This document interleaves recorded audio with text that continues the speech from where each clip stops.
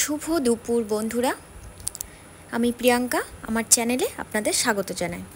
আজকে আমি টক দইয়ের ঘোল বানানোর রেসিপি আপনাদের বলে দেব। আমি পরিমাণ মতো এখানে টক দই নিয়ে নিয়েছি একটা বাটিতে। এই টক দইটাকে ভালো করে ফেটিয়ে নেব। আমি এখানে চামচ দিয়েই ফেটিয়েছি, আপনারা প্রয়োজন মনে করলে অন্য কিছু দিয়েও ফেটিয়ে নিতে পারেন। দইয়ের যে দানা দানা ভাব সেটা যেন না থাকে।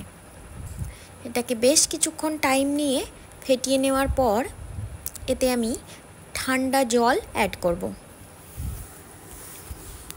ঠান্ডা জলটা দিয়ে নেওয়ার পর আরও বেশ কিছুক্ষণ ফেটিয়ে নেব। এরপর আমি এতে গোলমরিচের গুঁড়ো ও বিট লবণ দিয়ে আরও কিছুক্ষণ ফেটিয়ে নেব। এবার আমার ঘোল রেডি।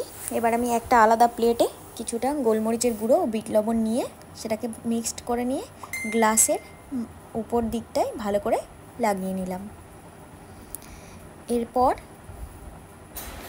ঘোলটা গ্লাসে পরিবেশনের জন্য ঢেলে নেব। ব্যাস, ঘোল রেডি। কেমন লাগলো বন্ধুরা আপনারা অবশ্যই কমেন্টে জানাবেন।